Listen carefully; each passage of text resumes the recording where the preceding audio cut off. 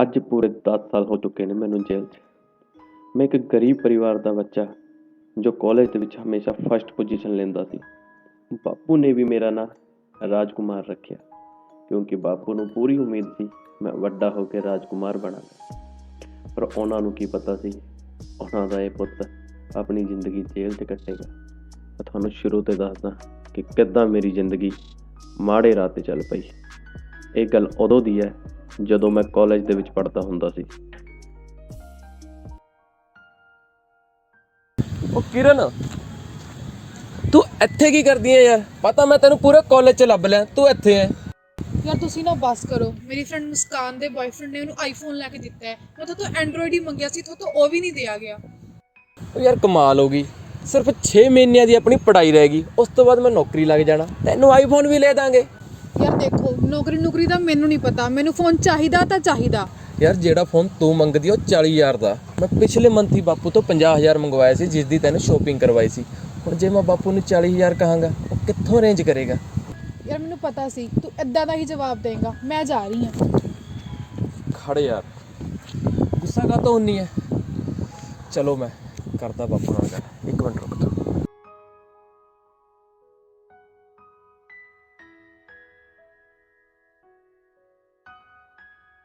ਆਲੋ ਪਕੜੋ, ਤੁਹਾਡਾ ਮੁੰਡਾ ਰੋਜ਼ ਫੋਨ ਕਰੀ ਜਾਂਦਾ। जिस दिन साडा मुंडा को अफसर बन गया ना फिर पूछांगे थानू। ਕੋਈ ਨਾ ਫੋਨ ਦੇ ਜੀ ਮੇਰਾ। कोई गल नहीं, कर ले पहुंचा देंगे। हेलो, ਸਤਿ ਸ਼੍ਰੀ ਅਕਾਲ ਚਾਚਾ ਜੀ। सत श्री अकाल पुत्रा, होर किदां पढ़ाई किवें चलदी है? होर सेहतां ठीक है? ਸਭ ਵਧੀਆ ਜੀ, ਸਭ ਵਧੀਆ। ਰਾਜਪੁੱਤਰ ਦਾ ਫੋਨ ਹੈ ਭਾਈ। हाँ हाँ ਗੱਲ हाँ ਕਰਾ ਵੀਰੇ, ਰਾਜਪੁੱਤਰ ਦਾ ਫੋਨ ਹੈ। ਮੇਰੀ ਗੱਲ ਕਰਾ ਫਿਰ। लो करो गल करो। ले पुत्त गल कर ले। ਹਾਂ ਰਾਜਪੁੱਤ, ਕਿੱਦਾਂ ਬੇਟਾ? ਪੜ੍ਹਾਈ ਕਿੱਦਾਂ ਚੱਲ ਰਹੀ ਹੈ? ਪਿੰਡ ਕਦੋਂ ਆਏਗਾ? ਉਹ ਬਾਪੂ ਜੀ ਸਿਰਫ 6 ਮਹੀਨਿਆਂ ਦੀ ਗੱਲ ਰਹਿ ਗਈ। 6 ਮਹੀਨਿਆਂ 'ਚ ਮੇਰੀ ਪੜ੍ਹਾਈ ਖਤਮ ਹੋ ਜਾਣੀ, ਫਿਰ ਮੈਂ ਘਰੇ ਆ ਜਾਣਾ, ਫਿਰ ਆਪਾਂ ਇਕੱਠੇ ਹੀ ਰਹਿਣਾ। ਪੁੱਤ ਰਾਜ, ਮਨ ਲਾ ਕੇ ਪੜ੍ਹਾਈ ਕਰ। ਮੈਂ ਚਾਹੁੰਦਾ ਕਿ ਤੂੰ ਵੱਡਾ ਅਫਸਰ ਬਣੇ। ਬਾਪੂ ਜੀ ਇੱਕ ਪ੍ਰੋਬਲਮ ਸੀਗੀ, ਕਾਲਜ ਵਾਲਿਆਂ ਨੇ ਫੀਸ ਮੰਗੀ ਹੈ 40,000। ਪੁੱਤ 40,000 ਰੁਪਈਆ? ਯਾਰ 50,000 ਰੁਪਈਆ ਤਾਂ ਪਿਛਲੇ ਮਹੀਨੇ ਭੇਜਿਆ ਬੇਟਾ ਤੇਰੇ ਕੋਲ। ਪੁੱਤ ਆਪਾਂ ਤਾਂ ਐਸੀ ਕੈਟਾਗਰੀ ਦੇ ਬੰਦੇ ਆ, ਨਾਲੇ ਤੂੰ ਕਹਿੰਦਾ ਸੀ ਕਾਲਜ ਦੀ ਫੀਸ ਸਾਰੀ ਮਾਫ ਹੈ ਤੈਨੂੰ। ਬਾਪੂ ਜੀ ਇਸ ਵਾਰ ਮੇਰੀ ਸਕਾਲਰਸ਼ਿਪ ਨਹੀਂ ਆਈ। ਕਾਲਜ ਵਾਲੇ ਕਹਿੰਦੇ ਨੇ ਜੇ ਫੀਸ ਨਾ ਦਿੱਤੀ ਤਾਂ ਪੇਪਰ ਨਹੀਂ ਦੇਣਗੇ। ਐਦਾਂ ਕਿੱਦਾਂ ਤੇਰੇ ਪੇਪਰ ਬੇਟਾ ਰੋਕ ਲੈਣਗੇ? लियो वीर जी फोन मैनू फड़ो। हेलो, हाँ पुत्र, तू पढ़ाई का ध्यान रख, मैं 40,000 का हीला करके भेजदा।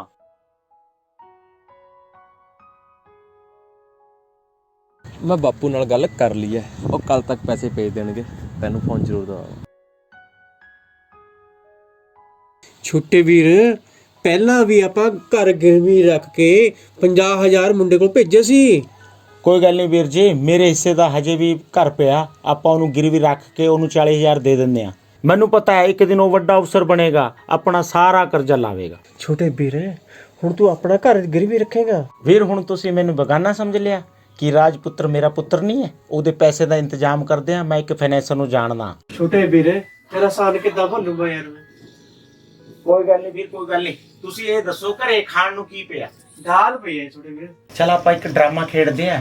ਕੱਲ ਜਦੋਂ ਫਾਈਨੈਂਸਰ ਆਉਣਗੇ, ਤੂੰ ਰਸੋਈ ਵਿੱਚੋਂ ਇੱਕ ਪਾਂਡਾ ਗੇਰਦੀ, ਮੈਂ ਪੁੱਛੂੰਗਾ ਕੀ ਹੋਇਆ, ਤੂੰ ਕਹੀਂ ਖੀਰ ਗਿਰ ਗਈ। ਫਿਰ ਤੂੰ ਦੂਜਾ ਪਾਂਡਾ ਗੇਰਦੀ, ਮੈਂ ਪੁੱਛੂੰਗਾ ਕੀ ਹੋਇਆ, ਤੂੰ ਕਹੀਂ ਗਾਜਰ ਦਾ ਹਲਵਾ ਗਿਰ ਗਿਆ। ਇਦਾਂ ਮੈਂ ਫਾਈਨੈਂਸਰਾਂ ਨੂੰ ਕਹਿ ਦੂੰਗਾ ਵੀਰ ਜੀ ਤੋਂ ਸਭ ਕੁਝ ਗਿਰ ਗਿਆ, ਇੱਕ ਦਾਲ ਹੀ ਬਚੀ ਹੈ, ਦਾਲ ਹੀ ਲੈ ਆਓ।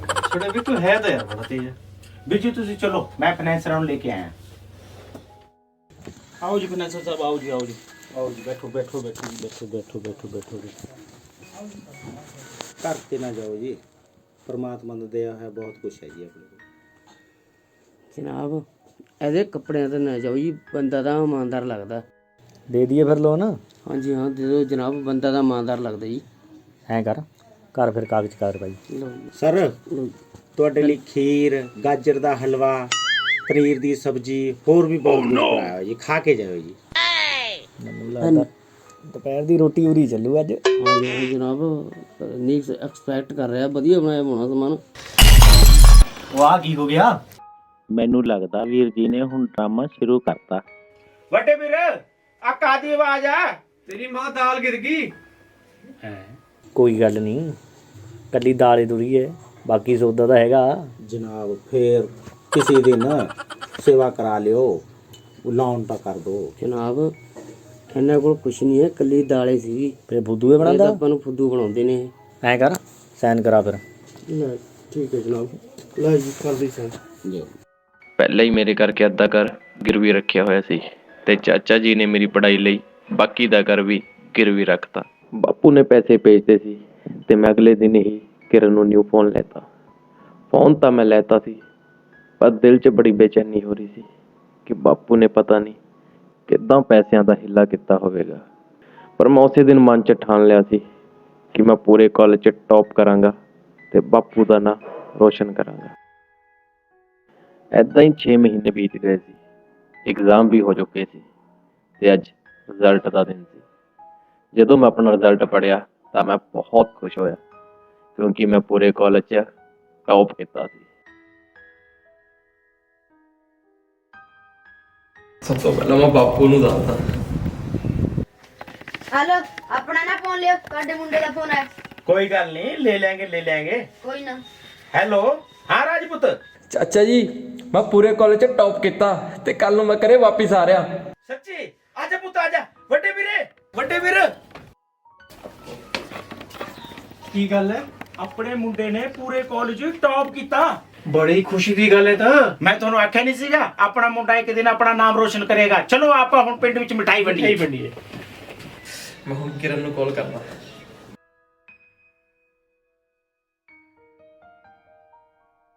ਹੈਲੋ ਕਿਰਨ, ਕਿੱਥੇ ਆ ਤੂੰ? ਆ ਗਿਆ, ਮੈਂ 1 ਮਿੰਟ ਬਸ ਵੇਟ ਕਰ। ਯਾਰ ਮੈਨੂੰ ਯਕੀਨ ਨਹੀਂ ਹੁੰਦਾ ਮੈਂ ਪੂਰੇ ਕਾਲਜ 'ਚ ਟੌਪ ਕੀਤਾ। ਰਾਜ ਮੈਨੂੰ ਬਹੁਤ ਖੁਸ਼ੀ ਹੈ ਕਿ ਤੂੰ ਪੂਰੇ ਕਾਲਜ ਟੌਪ ਕੀਤਾ ਹੈ। ਮੈਂ ਬਸ ਅੱਜ ਰਾਤ ਨੂੰ ਪਿੰਡ ਚੱਲਿਆ ਤੇ ਮੈਂ ਬਹੁਤ ਜਲਦੀ ਵਾਪਸ ਆ ਜਾਵਾਂਗਾ, ਫਿਰ ਆਪਾਂ ਨੌਕਰੀ ਕਰਾਂਗੇ, ਠੀਕ ਹੈ? ਮੈਨੂੰ ਤੇਰੀ ਬਹੁਤ ਯਾਦ ਆਊਗੀ। ਮੈਂ ਵੀ ਤੁਹਾਡਾ ਵੇਟ ਕਰੂੰਗੀ। ਚੱਲ ਠੀਕ ਹੈ, ਚੱਲਦਾ। ਓਕੇ, ਧਿਆਨ ਰੱਖੋ। ਤੂੰ ਵੀ ਆਪਣਾ ਧਿਆਨ ਰੱਖ, ਛੇਤੀ ਘਰ ਨੂੰ निकलनी चाहिए, ठीक है? तेरा कैंटीन का क्या हिसाब है, बता दे भाई, मैं घर जा रहा हूँ आज। भैया तुमसे एक बात करनी थी। बोलो। हाँ भैया, वो जो लड़के तुम्हारे साथ घूमते हैं तो वो ठीक नहीं है। वो आए दिन नशा करती है और रोज़ अलग अलग लड़कों के साथ घूमती है। आज बोल दिया तूने उस लड़की के खिलाफ, अगर आज के बाद बोला ना तो मेरे से बुरा कोई नहीं होगा। चल। ਸਾਹਿਬ ਜੀ ਆਪਾਂ ਨਾਕਾ ਕਿਉਂ ਲਾਈ ਅੱਜ ਇੱਥੇ? ਅੱਜ ਕਾਲਜ ਦਾ ਲਾਸਟ ਦਿਨ ਹੈ। ਪਤਾ ਲੱਗਿਆ ਕਾਲਜ ਤੋਂ ਬੱਚੇ ਡਰੱਗਸ ਸਪਲਾਈ ਕਰਦੇ ਨੇ। ਅੱਜ ਜੇ ਕੋਈ ਫੜਿਆ ਗਿਆ ਨਾ, ਕੋਈ ਸੁੱਕਾ ਨਹੀਂ ਛੱਡਣਾ। ਯਾਰ ਬਾਹਰ ਤਾਂ ਪੁਲਿਸ ਦਾ ਨਾਕਾ ਲੱਗਿਆ ਹੋਇਆ, ਮੈਂ ਇਹਨੂੰ ਬਾਹਰ ਕਿੱਦਾਂ ਲੈ ਕੇ ਜਾਵਾਂ? ਜੇ ਮੈਂ ਫੜੀ ਗਈ ਫਿਰ ਮੈਂ ਇਸ ਨੂੰ ਇੱਦਾਂ ਬਾਹਰ ਨਹੀਂ ਲੈ ਕੇ ਜਾ ਸਕਦੀ, ਮੈਨੂੰ ਕੁਝ ਸੋਚਣਾ ਪੈਣਾ। ਉਹ ਰਾਜ ਇੱਥੇ? ਰਾਜ ਨੇ ਪੂਰੇ ਕਾਲਜ ਟੌਪ ਕੀਤਾ ਹੈ, ਸ਼ਾਇਦ ਪੁਲਿਸ ਇਹਦੀ ਚੈਕਿੰਗ ਨਾ ਕਰੇ। ਮੈਂ ਇੱਕ ਕੰਮ ਕਰਦੀ ਹਾਂ, ਇਹਨੂੰ ਰਾਜ ਦੇ ਬੈਗ 'ਚ ਪਾ ਦਿੰਦੀ ਹਾਂ। ਪੁਲਿਸ ਦਾ ਨਾਕਾ ਪਾਰ ਕਰ ਦੇਗੀ, ਮੈਂ ਆਪਣੇ ਡਰੱਗਸ ਇਸ ਦੇ ਬੈਗ 'ਚੋਂ ਕੱਢ ਲਾਂਗੀ। किरण तू ਇੱਥੇ? ਮੈਨੂੰ ਤੁਹਾਡੀ ਯਾਦ ਆ ਰਹੀ ਸੀ, ਮੈਂ ਸੋਚਿਆ ਤੁਹਾਨੂੰ ਮਿਲਣਾ। ਤੂੰ ਮੈਨੂੰ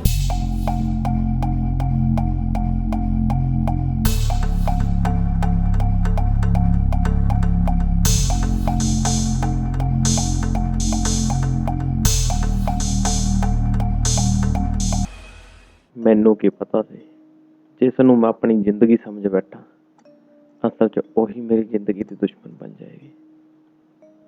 ਮੈਂ ਸੋਚਿਆ ਵੀ ਨਹੀਂ ਸੀ ਕਦੇ ਕਿ ਮੇਰੀ ਜ਼ਿੰਦਗੀ ਅੱਜ ਦੇ ਦਿਨ ਤਬਾਹ ਹੋਣ ਜਾ ਰਹੀ ਹੈ। ਜਿਸ 'ਤੇ ਮੈਂ ਅੱਖਾਂ ਬੰਦ ਕਰਕੇ ਵਿਸ਼ਵਾਸ ਕੀਤਾ, ਉਸਨੇ ਇੱਕ ਵਾਰ ਵੀ ਮੇਰੇ ਬਾਰੇ ਨਹੀਂ ਸੋਚਿਆ। ਇੱਧਰ ਮੇਰੇ ਬਾਪੂ ਜੀ ਤੇ ਚਾਚਾ ਜੀ ਮੇਰੇ ਟੌਪ ਕਰਨ ਦੀ ਖੁਸ਼ੀ 'ਚ ਪੂਰੇ ਪਿੰਡ 'ਚ ਮਿਠਾਈਆਂ ਵੰਡ ਰਹੇ ਸੀ।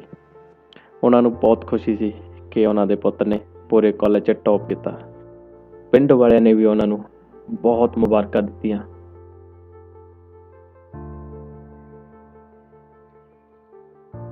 ਮੇਰੇ ਮੁੰਡੇ ਨੇ ਕਾਲਜ ਵਿੱਚ ਟੌਪ ਕੀਤਾ। ਵਧਾਈਆਂ ਜੀ, ਵਧਾਈਆਂ। ਲੋ ਚਾਚਾ ਜੀ, ਮੁੰਡੇ ਨੇ ਕਾਲਜ। ਜਨਾਬ ਇਹ ਮੁੰਡਾ ਕਾਲਜ ਤੋਂ ਆ ਰਿਹਾ, ਕਰੀਏ ਚੈੱਕ? ਕਰੋ ਚੈੱਕ ਇਹਨੂੰ। ਸਤਿ ਸ਼੍ਰੀ ਅਕਾਲ ਜਨਾਬ। ਕਰੋ ਚੈਕਿੰਗ ਚੱਲਦੀ ਹੈ ਸਰ, ਮੈਂ ਕਾਲਜ 'ਚ ਟੌਪ ਕੀਤਾ। ਮੈਂ ਬਾਪੂ ਕੋਲ ਚੱਲਿਆ ਸੀਗਾ ਆਪਣੇ। ਕਰੋ ਜੀ, ਕਰੋ ਚੈੱਕ ਕਰ ਲਓ ਸਰ, ਤੁਸੀਂ ਚੈੱਕ ਕਰ ਲਓ। ਇਹ ਕੀ ਜਨਾਬ? ਚਿੱਟਾ ਵੇਚਦਾ ਹੈ ਕੀ ਆ? ਮੇਰੇ ਬੈਗ 'ਚ ਡਰੱਗਸ ਦੇਖ ਕੇ ਮੈਂ ਬਹੁਤ ਹੈਰਾਨ ਹੋਇਆ ਕਿ ਇਹ ਕਿੱਦਾਂ ਹੋ ਸਕਦਾ। बोलता कहा तो नहीं ओए किदा है जनाब मेरा नहीं है। 10 की राय। हाँ भैया, वो जो लड़के तुम्हारे साथ घूमते हैं तो वो ठीक नहीं है। वो आए दिन नशा करती है और रोज अलग अलग लड़कों के साथ घूमती है। ਹੁਣ ਮੈਨੂੰ ਕੰਟੀਨ ਬੋਏ ਦੀ ਗੱਲ ਤੇ ਯਕੀਨ ਹੋਇਆ ਕਿ ਕਿਰਨ ਨਸ਼ੇ ਕਰਦੀ ਹੈ ਤੇ ਉਸ ਦਿਨ ਮੀਟਿੰਗ ਦੌਰਾਨ ਹੀ ਉਸਨੇ ਮੇਰੇ ਬੈਗ 'ਚ ਡਰੱਗਸ ਪਾਏ ਹੋਣਗੇ। ਪਰ ਮੈਂ ਪੁਲਿਸ ਕੋਲ ਉਹਦਾ ਨਾਂ ਨਹੀਂ ਲੈ ਸਕਦਾ ਸੀ ਕਿਉਂਕਿ ਮੇਰੇ ਦਿਲ 'ਚ ਉਹਦਾ ਪਿਆਰ ਸੱਚਾ ਸੀ। ਬੋਲ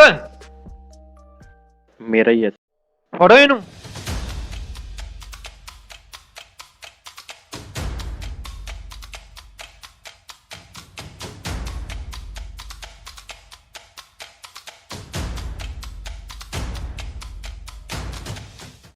ਹੈਲੋ ਕਿਰਨ, ਇਹ ਕੀ ਕੀਤਾ ਤੂੰ ਯਾਰ? ਮੈਂ ਤੁਹਾਨੂੰ ਨਹੀਂ ਜਾਣਦੀ, ਮੈਨੂੰ ਕਾਲ ਨਾ ਕਰੋ।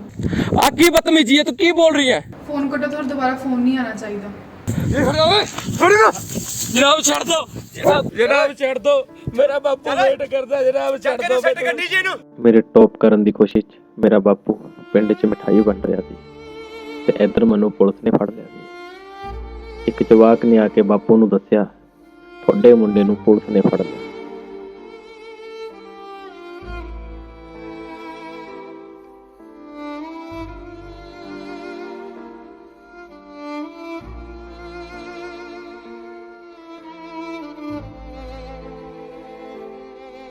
ਵੀਰ ਜੀ ਇਹ ਕਿਵੇਂ ਹੋਇਆ?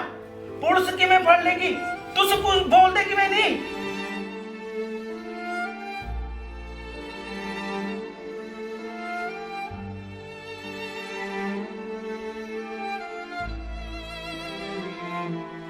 ਜਨਾਬ ਮੇਰਾ ਬਾਪੂ ਵੇਟ ਕਰਦਾ ਕਰ।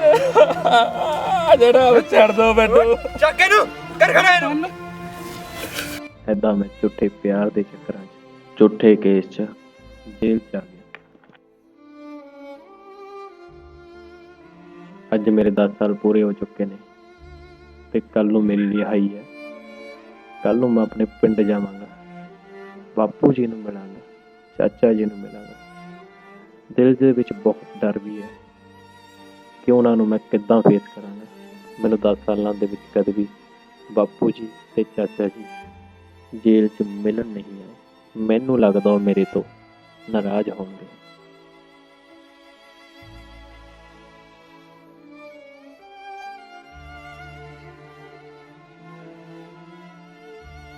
ਅੱਜ ਪੂਰੇ 10 ਸਾਲ ਬਾਅਦ ਆਪਣੇ ਪਿੰਡ 'ਚ ਵੜਿਆ ਸੀ।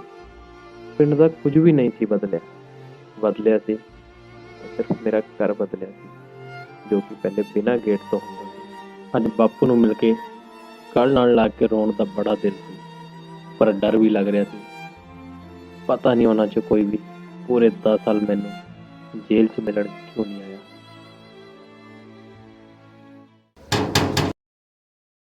ਸਤਿ ਸ਼੍ਰੀ ਅਕਾਲ ਜੀ। ਸਤਿ ਸ਼੍ਰੀ ਅਕਾਲ ਜੀ। ਇੱਥੇ ਮੇਰੇ ਬਾਪੂ ਜੀ ਰਹਿੰਦੇ ਹੁੰਦੇ ਸੀਗੇ। ਨਹੀਂ ਜੀ, ਅਸੀਂ ਤਾਂ ਕਿਸੇ ਨੂੰ ਨਹੀਂ ਜਾਣਦੇ। ਆ ਘਰ ਤੇ ਸਾਡਾ ਹੁੰਦਾ ਸੀਗਾ ਜੀ। ਸਾਡਾ ਹੁੰਦਾ ਸੀਗਾ? 10 ਸਾਲ ਤੋਂ ਅਸੀਂ ਇਸ ਘਰ 'ਚ ਰਹਿੰਦੇ ਹਾਂ। ਇਹਨਾਂ ਦੀ ਇਹ ਗੱਲ ਸੁਣ ਕੇ ਮੈਂ ਬੜਾ ਹੈਰਾਨ ਹੋਇਆ ਕਿ 10 ਸਾਲ ਤੋਂ ਬਾਪੂ ਜੀ ਕਿੱਥੇ ਨੇ। ਥੋੜੀ ਦੇਰ ਬਾਅਦ ਮੇਰੇ ਚਾਚਾ ਜੀ ਦੇ ਦੋਸਤ ਬਬਲਾ ਅੰਕਲ ਮੇਰੇ ਕੋਲ ਆਏ। ਉਹਨਾਂ ਨੇ ਮੈਨੂੰ ਸਾਰੀ ਕਹਾਣੀ ਦੱਸੀ। ਚਾਚਾ ਜੀ, ਇਹ ਘਰ ਤਾਂ ਸਾਡਾ ਹੁੰਦਾ ਸੀਗਾ, ਤੇਰੇ ਜੇਲ੍ਹ ਜਾਣ ਪਿੱਛੋਂ ਬਹੁਤ ਮਾੜਾ ਸੀ। ਉਹਨਾਂ ਨੇ ਮੈਨੂੰ ਦੱਸਿਆ ਕਿ ਕਿੱਦਾਂ ਮੇਰੇ ਜੇਲ੍ਹ ਜਾਣ ਦੇ ਪਿੱਛੋਂ ਇੱਥੇ ਕੀ ਹੋਇਆ ਸੀ। ਉਹਨਾਂ ਨੇ ਮੈਨੂੰ ਦੱਸਿਆ ਤੇਰੇ ਜੇਲ੍ਹ ਜਾਣ ਦਾ ਸਦਮਾ ਬਾਪੂ ਜੀ ਬਰਦਾਸ਼ਤ ਨਹੀਂ ਕਰ ਸਕੇ ਤੇ ਉਹ ਬਹੁਤ ਜ਼ਿਆਦਾ ਬਿਮਾਰ ਹੋ ਗਏ ਸੀ। ਚਾਚਾ ਜੀ ਨੇ ਬਾਪੂ ਜੀ ਦੀ ਬਹੁਤ ਸੇਵਾ ਕੀਤੀ। ਬਾਪੂ ਜੀ ਹਲੇ ਇੱਕ ਸਦਮੇ 'ਚ ਬਾਹਰ ਨਹੀਂ ਨਿਕਲੇ ਸੀ ਕਿ ਇੱਕ ਹੋਰ ਵੱਡੀ ਮੁਸੀਬਤ ਆ ਗਈ। ਕਿੰਨੇ ਦਿਨ ਹੋ ਗਏ ਤੁਸੀਂ ਕਿਸ਼ਤਾਂ ਨਹੀਂ ਭਰੀਆਂ? ਤਾਂ ਕਿਹਾ ਨਹੀਂ ਤਾਂ ਇਹਨਾਂ ਨੂੰ? ਕਿਹਾ ਤਾਂ ਜੀ, ਮੈਂ ਤਾਂ 2-3 ਵਾਰੀ ਕਹਿ ਕੇ ਗਿਆ ਇਹਨਾਂ ਨੂੰ, ਮੰਨਦੇ ਨਹੀਂ ਮੰਨਦੇ ਨਹੀਂ ਇਹ। ਚਲੋ ਬਤਾ ਇਹਨਾਂ ਨੂੰ ਕੱਢ ਚਲ ਹੋੜਾ ਕਰਜ਼ੇ ਦੀ ਕੋਈ ਵੀ ਕਿਸ਼ਤ ਨਾ ਦੇਣ ਕਰਕੇ ਫਾਈਨਾਂਸਰਾਂ ਨੇ ਬਾਪੂ ਜੀ ਤੇ ਚਾਚਾ ਜੀ ਨੂੰ ਘਰ ਤੋਂ ਬਾਹਰ ਕੱਢ ਕੇ ਘਰ ਤੇ ਕਬਜ਼ਾ ਕਰ ਲਿਆ। और बाहर निकलो यार, चलो चलो चलो बाहर निकलो, चलो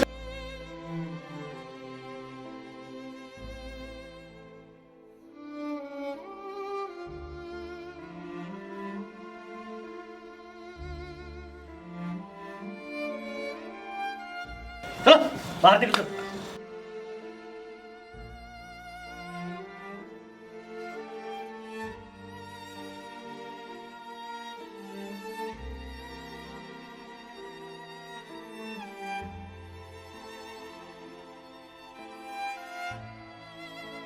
क्यों आ गया स्वाद? कहते ही मुंडे नूं अफसर बनाउणा।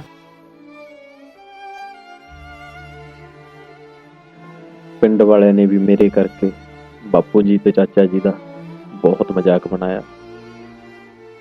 ਐਦਾਂ ਹੀ ਹੋਣਾ ਚਾਹੀਦਾ ਤੁਹਾਡੇ ਨਾਲ, ਐਦਾਂ ਹੀ ਜਿੱਦਾਂ ਤੁਸੀਂ ਕੰਮ ਕੀਤੇ ਆ ਨਾ ਪਿੰਡ 'ਚ, ਐਦਾਂ ਹੀ ਹੋਣਾ ਚਾਹੀਦਾ ਤੁਹਾਡੇ ਨਾਲ।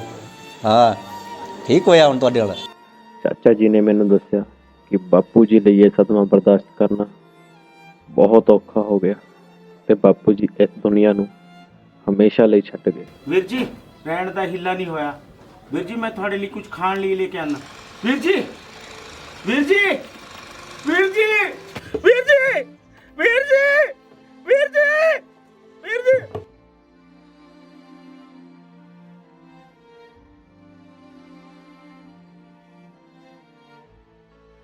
ਬਾਪੂ ਜੀ ਦੇ ਇਸ ਦੁਨੀਆ ਤੋਂ ਜਾਣ ਮਗਰੋਂ ਪਿਛਲੇ 10 ਸਾਲਾਂ ਤੋਂ ਚਾਚਾ ਜੀ ਨੂੰ ਵੀ ਪਿੰਡ ਵਿੱਚ ਨਹੀਂ ਵੇਖਿਆ ਗਿਆ।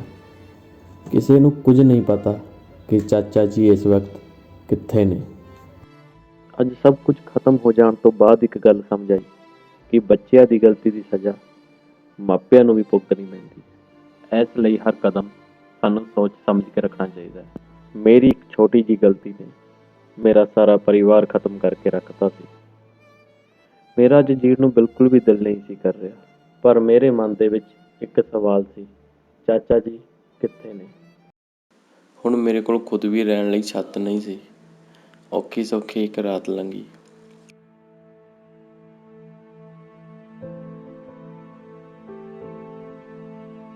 ਉਸ ਤੋਂ ਬਾਅਦ ਮੈਂ ਪਿੰਡ ਦੇ ਸ਼ਮਸ਼ਾਨ ਘਾਟ ਵੱਲ ਚਲਾ ਗਿਆ।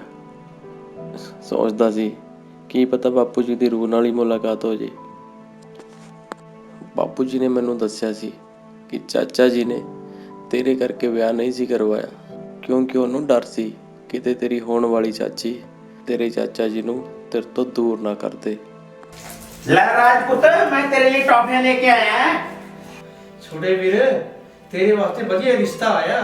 ਉਹ ਵੀਰ ਜੀ ਮੈਂ ਨਹੀਂ ਵਿਆਹ ਕਰਾਣਾ। ਮੈਨੂੰ ਜਿਹੜੀ ਘਰ ਵਾਲੀ ਮੇਰੀ ਆਊਗੀ ਕੋਈ ਕੀ ਪਤਾ ਮੇਰੇ ਭਤੀਜ ਤੇ ਮੈਨੂੰ ਅਲੱਗ ਕਰ ਦੇਵੇ। ਇਸ ਕਰਕੇ ਮੈਂ ਸਾਰੀ ਉਮਰ ਵਿਆਹ ਹੀ ਨਹੀਂ ਕਰਾਂਦਾ।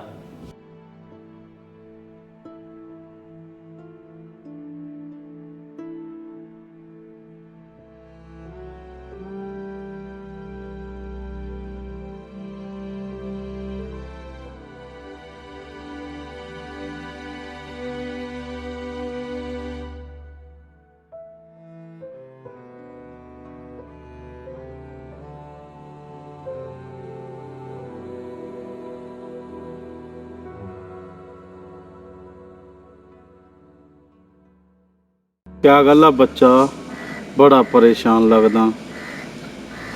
ਬਾਬਾ ਜੀ ਜੋ ਮੇਰੇ ਨਾਲ ਹੋਇਆ ਨਾ ਤੇ ਮੇਰੇ ਪਰਿਵਾਰ ਨਾਲ ਹੋਇਆ, ਪਰੇਸ਼ਾਨ ਸ਼ਬਦ ਤਾਂ ਉਹਦੇ ਲਈ ਬਹੁਤ ਛੋਟਾ। ਬੱਚਾ ਪਹਿਲੇ ਪਾਤਸ਼ਾਹ ਸ੍ਰੀ ਗੁਰੂ ਨਾਨਕ ਦੇਵ ਜੀ ਨੇ ਵੀ ਇਹੀ ਗੱਲ ਕਹੀ ਆ, ਨਾਨਕ ਦੁਖੀਆ ਸਭ ਸੰਸਾਰ, ਸਭ ਇਸ ਜਗਤ ਤੇ ਆਪੋ ਆਪਣੇ ਦੁੱਖ ਨੂੰ ਦੁਖੀ ਨੇ। ਬੱਚਾ ਤੇ ਐਸਾ ਕਿਆ ਦੁੱਖ ਪੈ ਗਿਆ, ਕੋਈ ਸਾਡੇ ਗੱਲ ਨਹੀਂ ਵੀ ਚਾਨਣਾ ਪਾ।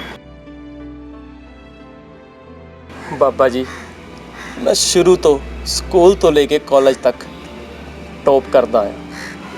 ਮੇਰੇ ਬਾਪੂ ਦਾ ਸੁਪਨਾ ਸੀ ਮੈਂ ਇੱਕ ਦਿਨ ਵੱਡਾ ਆਦਮੀ ਬਣਾਂਗਾ, ਪਰ ਮੈਨੂੰ ਨਹੀਂ ਪਤਾ ਸੀ ਮੇਰੀ ਇੱਕ ਗਲਤੀ ਨੇ ਮੇਰੀ ਸਾਰੀ ਜ਼ਿੰਦਗੀ ਤਬਾਹ ਕਰ ਦੇਣੀ ਹੈ। ਬਾਬਾ ਜੀ ਮੈਂ ਕਾਲਜ 'ਚ ਟੌਪ ਕੀਤਾ ਸੀ ਤੇ ਇੱਕ ਕੁੜੀ ਨੂੰ ਪਿਆਰ ਕਰਦਾ ਸੀ, ਪਰ ਉਹ ਕੁੜੀ ਨਸ਼ੇ ਕਰਦੀ ਸੀ। ਇਸ ਗੱਲ ਦਾ ਮੈਨੂੰ ਨਹੀਂ ਸੀ ਪਤਾ ਤੇ ਇੱਕ ਦਿਨ ਉਹਨੇ ਮੇਰੇ ਬੈਗ ਦੇ ਵਿੱਚ ਡਰੱਗਸ ਪਾਤੇ ਤੇ ਮੈਨੂੰ ਪੁਲਿਸ ਨੇ ਫੜ ਲਿਆ ਤੇ ਮੈਂ 10 ਸਾਲ ਦੇ ਲਈ ਜੇਲ੍ਹ 'ਚ ਚਲਾ ਗਿਆ। ਬਾਪੂ ਨੇ ਮੇਰੇ ਪੜ੍ਹਾਈ ਤੇ ਬਹੁਤ ਪੈਸਾ ਲਾਇਆ ਸੀ ਤੇ ਸਿਰ ਤੇ ਬਹੁਤ ਕਰਜ਼ਾ ਹੋ ਗਿਆ ਸੀ।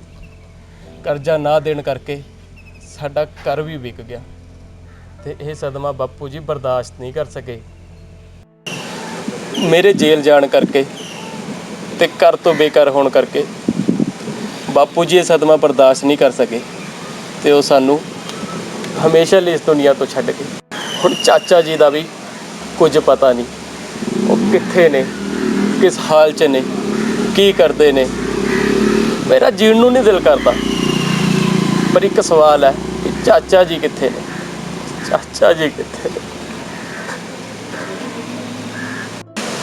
ਕੋਈ ਗੱਲ ਨਹੀਂ ਸ਼ੇਰਾ, ਬੜਾ ਦੁੱਖ ਲੱਗਿਆ ਤੇਰੀ ਗੱਲ ਸੁਣ ਕੇ। ਮੈਂ ਉਸ ਅੱਲਾਹ ਤਾਲਾ ਅੱਗੇ ਦੁਆ ਕਰਾਂਗਾ ਕਿ ਤੈਨੂੰ ਤੇਰਾ ਚਾਚਾ ਜ਼ਰੂਰ ਮਿਲ ਜੇ। ਆਮੀਨ। ਪੁੱਤਰ ਆ ਲੈ ਫੋਨ, ਕੋਈ ਰਾਹਗੀਰ ਇੱਥੇ ਭੁੱਲ ਗਿਆ ਸੀ, ਮੇਰੇ ਤਾਂ ਕਿਸੇ ਕੰਮ ਦਾ ਨਹੀਂ, ਹੋ ਸਕਦਾ ਇਸ ਦੇ ਮਾਲਕ ਨੂੰ ਦੇਖ ਕੇ ਉਹਨੂੰ ਉਹਦੇ ਤੱਕ ਪਹੁੰਚਾ ਦੇ। ਬਾਬਾ ਜੀ ਮੈਂ ਫੋਨ ਕਿੱਦਾਂ ਰੱਖ ਸਕਦਾ, ਇਹ ਕਿਸੇ ਦੀ ਅਮਾਨਤ ਹੈ। ਪੁੱਤ ਫੋਨ ਰੱਖ ਲੈ, ਹੋ ਸਕਦਾ ਇਹ ਤੇਰੇ ਕਿਸੇ ਕੰਮ ਆ ਜੇ ਜਾਂ ਇਸ ਦਾ ਕੋਈ ਮਾਲਕ ਮਿਲ ਜੇ। ਬਾਹਰ ਲੋਕ ਖੜੇ ਆ ਪਿੰਡ ਦੇ, ਉਹਨਾਂ ਨੂੰ ਪੁੱਛ ਲਈ, ਸ਼ਾਇਦ ਤੇਰੇ ਚਾਚੇ ਬਾਰੇ ਕੁਝ ਜਾਣਦੇ ਹੋਣ। ਨਾਲੇ ਮੌਸਮ ਵੀ ਖਰਾਬ ਹੋ ਗਿਆ ਤੇ ਚਲੀਏ ਫਿਰ। ਠੀਕ ਹੈ ਬਾਬਾ ਜੀ, ਮੈਂ ਤੁਹਾਨੂੰ ਫਿਰ ਮਿਲਾਂ। ਜਿਉਂਦੇ।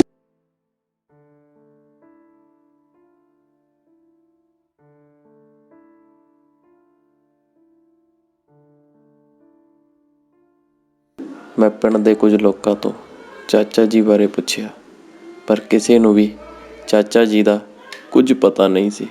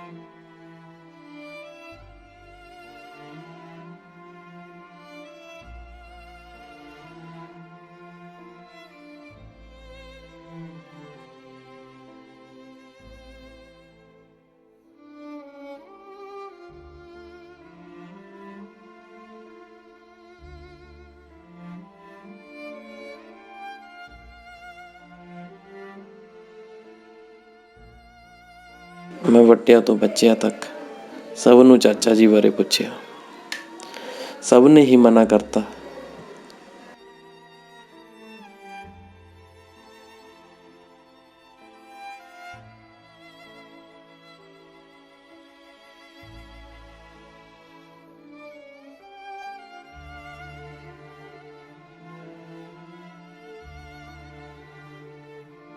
ਹੁਣ ਮੇਰੇ ਮਨ 'ਚ ਬਹੁਤ ਬੁਰੇ ਖਿਆਲ ਆ ਰਹੇ ਸੀ। ਅਚਾਨਕ ਮੇਰੀ ਨਜ਼ਰ ਚਾਚਾ ਜੀ ਤੇ ਪਈ। ਚਾਚਾ ਜੀ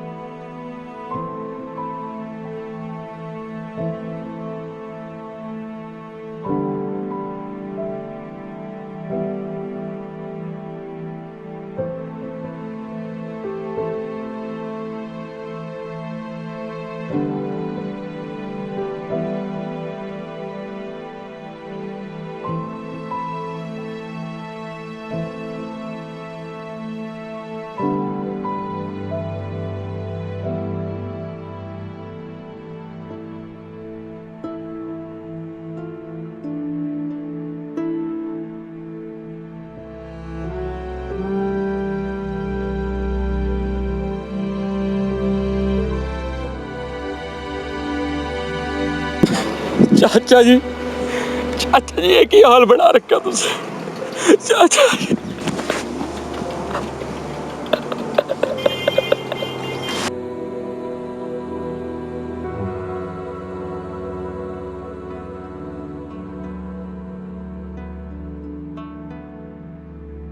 ਚਾਚਾ ਜੀ ਇਹ ਕੀ ਹੋ ਗਿਆ, ਤੁਸੀਂ ਹੋਰ ਕੰਮ ਨਹੀਂ ਕਰੋਗੇ ਤੇ ਚਲੋ ਮੈਂ। ਹਾਂ ਕਾਕਾ ਕਿੱਧਰ? ਚਾਚਾ ਜੀ ਹੈ ਜੀ ਮੇਰੇ, ਲੈ ਕੇ ਚੱਲਿਆ ਮੈਂ ਇਹਨਾਂ ਨੂੰ। ਇਹਨੇ ਮੈਥੋਂ ਲੱਖ ਰੁਪਇਆ ਲਿਆ ਸੀ, ਇਹ ਸਾਰੀ ਉਮਰ ਇੱਥੇ ਹੀ ਕੰਮ ਕਰੂ। ਚਾਚਾ ਜੀ ਇਹਨਾਂ ਤੋਂ ਫਿਰ ਦੁਬਾਰਾ ਕਾਹਦੇ ਪੈਸੇ ਲਏ ਸੀ ਤੁਸੀਂ? ਵੀਰ ਜੀ ਜਦੋਂ ਬਿਮਾਰ ਸੀ ਡਾਕਟਰਾਂ ਨੇ 1 ਲੱਖ ਰੁਪਇਆ ਮੰਗਿਆ ਸੀ, ਮੈਂ ਇਹਨਾਂ ਤੇ 1 ਲੱਖ ਰੁਪਇਆ ਲੈ ਕੇ ਡਾਕਟਰਾਂ ਨੂੰ ਦਿੱਤਾ ਤੇ ਇਹਨਾਂ ਕੋਲ ਸਾਰੀ ਉਮਰ ਲਈ ਕੰਟਰੈਕਟ। ਬਾਈ ਜੀ ਪਹਿਲਾਂ ਵੀ ਤੁਹਾਡੇ ਕੋਲ ਸਾਡਾ ਘਰ ਗਿਰਵੀ ਸੀ ਤੇ ਤੁਸੀਂ ਉਸ ਤੇ ਕਬਜ਼ਾ ਕਰਕੇ ਘਰ ਕਿਸੇ ਹੋਰ ਨੂੰ ਦੇਤਾ। ਹੁਣ ਤੁਹਾਨੂੰ ਵੀ ਪਤਾ ਸਾਡੇ ਪਰਿਵਾਰ ਨਾਲ ਕਿੰਨਾ ਬੀਤਿਆ। ਮੈਂ ਤੁਹਾਡੇ ਅੱਗੇ ਹੱਥ ਜੋੜਦਾ, ਚਾਚਾ ਜੀ ਨੂੰ ਜਾ ਲੈਣ ਦਿਓ। ਜਾਣਦਾ ਨਹੀਂ ਮੈਂ ਦੰਦਾ। ਬਾਈ ਜੀ ਤੁਸੀਂ ਸਿਰਫ 1 ਲੱਖ ਲਈ ਚਾਚਾ ਜੀ ਨੂੰ ਨਹੀਂ ਛੱਡ ਰਹੇ। ਤੂੰ 1 ਲੱਖ ਨੂੰ ਸਿਰਫ 1 ਲੱਖ ਦੱਸਦਾ? ਇਹਨੂੰ ਪੁੱਛ ਜਿਹੜਾ ਲੱਖ ਰੁਪਇਆ ਲੈਣ ਆਇਆ ਸੀ। ਬਾਈ ਜੀ ਹਰ ਗਰੀਬ ਬੰਦਾ ਵੀ ਨਾ 10,000 ਘੱਟੋ ਘੱਟ 1 ਮਹੀਨੇ ਦਾ ਕਮਾਉਂਦਾ ਤੇ ਸਾਲ ਦੇ ਵਿੱਚ 1,20,000 ਹੋ ਗਿਆ। ਇਹ ਤੁਹਾਡੇ ਕੋਲ 10 ਸਾਲਾਂ ਤੋਂ ਕੰਮ ਕਰ ਰਹੇ, 12 ਲੱਖ ਦਾ ਤੁਹਾਨੂੰ ਕੰਮ ਕਰਕੇ ਦੇਤਾ, ਹਾਲੇ ਤੱਕ ਇਹਨਾਂ ਦਾ 1 ਲੱਖ ਰੁਪਇਆ ਨਹੀਂ ਖਤਮ ਹੋਇਆ। ਰੱਬ ਤੋਂ ਡਰੋ ਬਾਈ ਜੀ। ਮੰਨਿਆ ਕਿ ਤੂੰ ਪੜ੍ਹਿਆ ਲਿਖਿਆ ਤੇ ਕਾਲਜ 'ਚ ਟੌਪ ਕੀਤਾ, ਤਾਂ ਹੀ ਤਾਂ ਜੇਲ੍ਹ 'ਚ ਗਿਆ। ਤਾਂ ਇੱਕ ਗੱਲ ਹੋਰ, ਤੇਰੇ ਚਾਚੇ ਨੂੰ ਮੈਂ ਨਹੀਂ ਜਾਣ ਦਿੰਦਾ। ਉਹ ਗੱਲ ਸੁਣੋ ਮੇਰੀ। ਆ ਜਾ।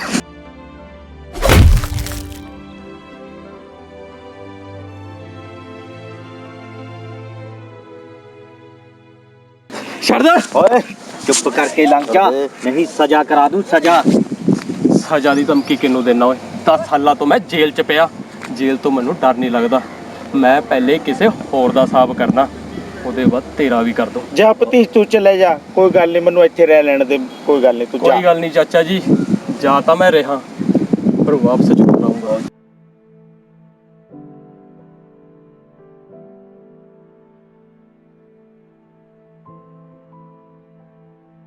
ਮੈਂ ਤੈਨੂੰ ਇੱਕ ਵਾਰੀ ਕਹਿਤਾ, ਆਪਣੇ ਭਤੀਜ ਨੂੰ ਸਮਝਾ ਲੈ, ਇਹਨੂੰ ਚੱਕਣ ਲੱਗਿਆ ਬਹੁਤਾ ਟਾਈਮ ਨਹੀਂ ਲੱਗਣਾ।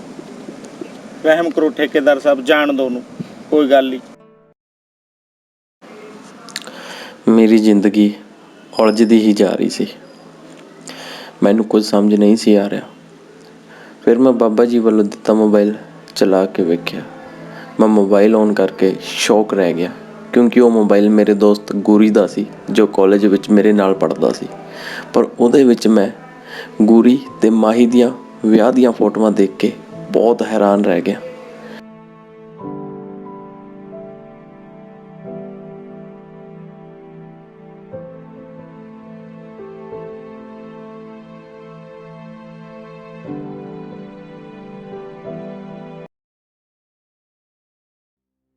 ਗੁਰੀ ਹੋਆ ਚੰਗੀ ਦੋਸਤੀ ਨਿਭਾਈ ਆ ਤੂੰ। ਮਾਹੀ ਕਿੱਥੇ?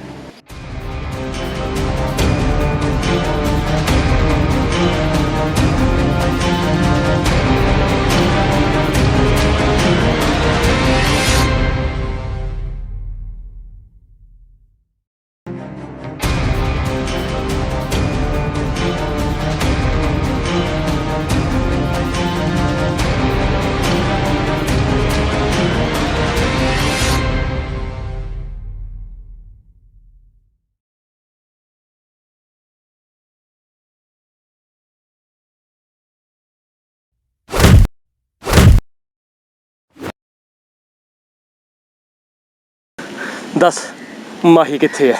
ਚੱਲ ਮੈਂ ਤੈਨੂੰ ਦੱਸਦਾ ਮਾਈ ਕਿੱਥੇ।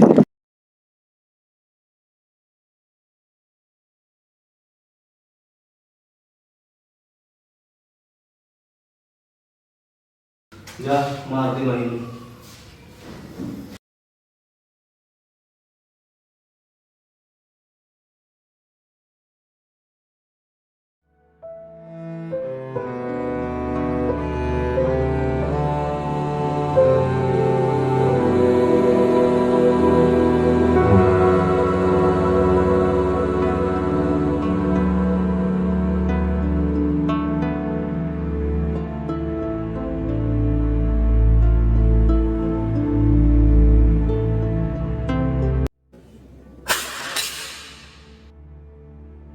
ਮਾਹੀ ਨੂੰ ਇਸ ਹਾਲਤ 'ਚ ਬੰਨਿਆ ਵੇਖ ਮੈਂ ਬਹੁਤ ਹੈਰਾਨ ਹੋਇਆ ਤੇ ਮੈਨੂੰ ਦੁੱਖ ਵੀ ਹੋਇਆ। ਮੈਂ ਗੁਰੀ ਨੂੰ ਪੁੱਛਿਆ ਕਿ ਇਹ ਕਿੱਦਾਂ ਹੋਇਆ, ਤਾਂ ਗੁਰੀ ਨੇ ਮੈਨੂੰ ਦੱਸਿਆ ਕਿ ਮਾਹੀ ਨੂੰ ਨਸ਼ੇ ਦੀ ਲੱਤ ਬਹੁਤ ਹੀ ਜ਼ਿਆਦਾ ਲੱਗ ਗਈ ਸੀ, ਜਿਸ ਕਰਕੇ ਡਾਕਟਰਾਂ ਨੇ ਇਸ ਨੂੰ ਬੰਨ੍ਹ ਕੇ ਰੱਖਣ ਲਈ ਕਿਹਾ ਤਾਂ ਕਿ ਇਹ ਕਿਸੇ ਨੂੰ ਨੁਕਸਾਨ ਨਾ ਪਹੁੰਚਾ ਦੇ।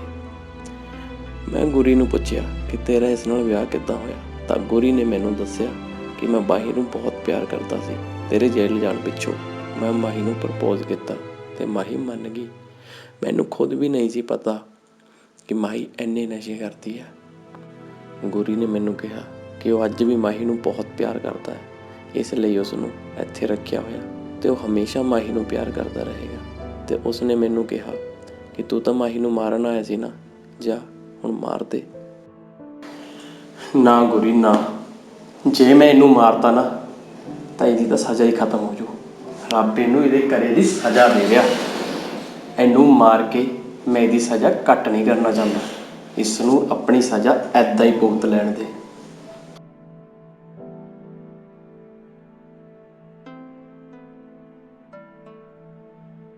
ਪਾਪਾ ਜੀ, ਕੁਝ ਲੱਗਿਆ ਪਤਾ ਤੈਨੂੰ ਤੇਰੇ ਚਾਚਾ ਜੀ ਦਾ? ਪਾਪਾ ਜੀ, ਚਾਚਾ ਜੀ ਦਾ ਪਤਾ ਵੀ ਲੱਗ ਗਿਆ ਤੇ ਜਿਸ ਨੇ ਮੇਰੀ ਜ਼ਿੰਦਗੀ ਖਰਾਬ ਕਰੀ ਸੀ ਉਸ ਕੁੜੀ ਦਾ ਪਤਾ ਵੀ ਲੱਗ ਗਿਆ। ਉਸ ਕੁੜੀ ਨਾਲ ਬਹੁਤ ਮਾੜੀ ਹੋਈ, ਮੈਨੂੰ ਇਸ ਗੱਲ ਦਾ ਅਫਸੋਸ ਵੀ ਹੈ, ਪਰ ਉਸਨੇ ਜੋ ਕਰਿਆ ਸੀ ਨਾ, ਸ਼ਾਇਦ ਉਹਦੇ ਲਈ ਇਹ ਸਜ਼ਾ ਬਹੁਤ ਛੋਟੀ ਹੈ। ਬੱਚਾ ਜੋ ਮਾੜੀ ਕਰਦਾ ਆ ਉਸ ਨੂੰ ਉਸਦੇ ਕਰਮਾਂ ਦੀ ਸਜ਼ਾ ਜ਼ਰੂਰ ਮਿਲਦੀ ਹੈ, ਇਹੀ ਸ੍ਰਿਸ਼ਟੀ ਦਾ ਨਿਯਮ ਆ। ਅੱਛਾ, ਚਾਚਾ ਜੀ ਕਿੱਥੇ ਆ? ਬਾਬਾ ਜੀ, ਕੁਝ ਲੋਕ ਪੈਸਾ ਇੰਨਾ ਹੋਣ ਦੇ ਬਾਵਜੂਦ ਵੀ ਪੈਸੇ ਲਈ ਅੰਨੇ ਹੋਏ ਫਿਰਦੇ ਨੇ। ਮੇਰੇ ਚਾਚਾ ਜੀ ਕਿਸੇ ਠੇਕੇਦਾਰ ਨੇ ਆਪਣੇ ਕੋਲ ਫਸਾ ਰੱਖੇ ਨੇ। ਮੈਨੂੰ ਸਮਝ ਨਹੀਂ ਲੱਗ ਰਹੀ ਉਹਨਾਂ ਨੂੰ ਉੱਥੋਂ ਕਿੱਦਾਂ ਛਡਾਵਾਂ। ਕੋਈ ਨਹੀਂ ਬੱਚਾ, ਮੈਂ ਤੇਰੇ ਨਾਲ ਚੱਲਦਾ। ਆਪਾਂ ਚੱਲ ਕੇ ਠੇਕੇਦਾਰ ਨੂੰ ਸਮਝਾਉਂਦੇ ਆ, ਖਰੇ ਸਾਡੀ ਬੇਨਤੀ ਮੰਨੀ ਜਾਵੇ। ਧੰਨਵਾਦ ਬਾਬਾ ਜੀ, ਮੈਂ ਤੁਹਾਡਾ ਆਸਾਨ ਕਿੱਦਾਂ ਭੁੱਲੂੰਗਾ। ਪਤਾ ਤੁਹਾਡੇ ਇਸ ਫੋਨ ਕਰਕੇ ਹੀ ਮੈਨੂੰ ਸਭ ਕੁਝ ਪਤਾ ਚੱਲ ਸਕਿਆ। ਬਹੁਤ ਧੰਨਵਾਦ ਬਾਬਾ ਜੀ, ਮੈਂ ਤੁਹਾਡਾ ਬੱਚਾ ਕਰਨੇ ਕਰਾਣੇ ਵਾਲਾ ਉਹ ਅਕਾਲ ਪੁਰਖ ਹੁੰਦਾ ਆ, ਬੰਦਾ ਤਾਂ ਇੱਕ ਜਰੀਆ। ਚਲੋ।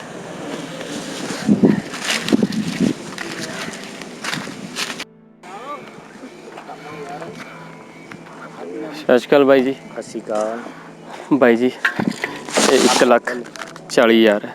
ਆ ਤੇਰੇ ਕੋਲ 1 ਲੱਖ ਕਿੱਥੇ ਤੋਂ ਆਇਆ? ਤੈਂ ਤਾਂ 10 ਸਾਲ ਜੇਲ੍ਹ 'ਚ ਕੱਟੇ ਆ, ਹੁਣ ਚੋਰੀਆਂ ਕਰਨੀਆਂ ਵੀ ਸ਼ੁਰੂ ਕਰਤੀਆਂ? ਨਹੀਂ ਬਾਈ ਜੀ, ਜਦੋਂ ਮੈਂ ਜੇਲ੍ਹ 'ਚ ਹੁੰਦਾ ਸੀ ਮੇਰੀ 40 ਰੁਪਏ ਕੰਮ ਕਰਨ ਦੀ ਦਿਹਾੜੀ ਹੁੰਦੀ ਸੀ ਤੇ 10 ਸਾਲਾਂ 'ਚ 1,40,000 ਰੁਪਏ ਮੈਂ ਕਮਾਇਆ। ਤੁਸੀਂ ਆ ਰੱਖ ਲਓ, ਮੇਰੇ ਚਾਚਾ ਜੀ ਨੂੰ ਜਾ ਲੈਣ ਦਿਓ। ਤੇਰੇ ਚਾਚੇ ਨੂੰ ਤਾਂ ਨਹੀਂ ਮੈਂ ਛੱਡਦਾ। ਰੁਕ ਜਾ ਪੁੱਤ, ਮੈਂ ਗੱਲ ਕਰਦਾ।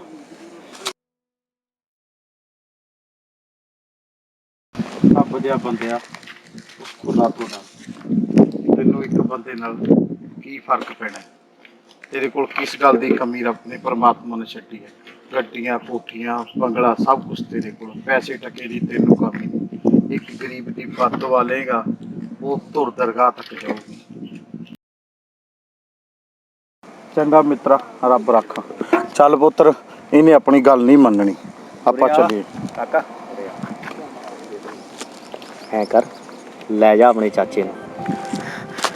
ਹਲੋ ਬਾਈ ਜੀ, ਪੈਸੇ। ਇਹ ਪੈਸੇ ਵੀ ਛੱਡੇ, ਤੂੰ ਬੜਾ ਪੜ੍ਹਿਆ ਲਿਖਿਆ ਤੇ ਬੜਾ ਹਿਸਾਬ ਕਿਤਾਬੀ ਬੰਦਾ ਹੈ। ਐ ਕਰੀ, ਕੱਲ ਤੇ ਨੌਕਰੀ ਤੇ ਆ ਜੀ, ਨਾਲੇ ਆਪਣੇ ਚਾਚੇ ਨੂੰ ਵੀ ਲੈ ਆਈ। ਥੈਂਕ ਯੂ ਭਾਜੀ, ਥੈਂਕ ਯੂ। ਚਾਚਾ ਜੀ, ਹੁਣ ਤੁਸੀਂ ਬਹੁਤ ਕੰਮ ਕਰ ਲਿਆ, ਤੁਸੀਂ ਹੁਣ ਮੇਰੇ ਨਾਲ ਚੱਲੋ।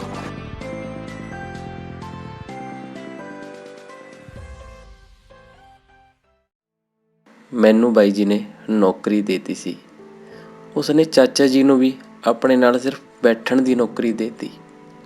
ਜ਼ਿੰਦਗੀ ਬਹੁਤ ਵਧੀਆ ਹੋ ਗਈ ਸੀ, ਪਰ ਮੇਰੇ ਦਿਮਾਗ 'ਚ ਹਰ ਵਕਤ ਬਾਪੂ ਜੀ ਘੁੰਮਦੇ ਰਹਿੰਦੇ ਸੀ ਕਿ ਕਾਸ਼ ਅੱਜ ਬਾਪੂ ਜੀ ਹੁੰਦੇ। ਮੈਨੂੰ ਮਾਹੀ ਦੀ ਯਾਦ ਆਉਣ 'ਤੇ ਬੜਾ ਗੁੱਸਾ ਚੜ੍ਹਦਾ ਸੀ।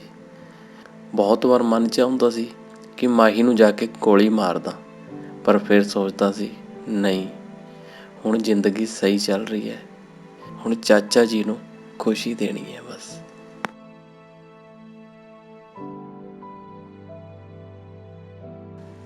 ਪਰ ਮੈਨੂੰ ਨਹੀਂ ਸੀ ਪਤਾ ਕਿ ਅੱਜ ਮੇਰੇ 'ਤੇ ਇੱਕ ਹੋਰ ਵੱਡੀ ਮੁਸੀਬਤ ਆਉਣ ਵਾਲੀ ਹੈ।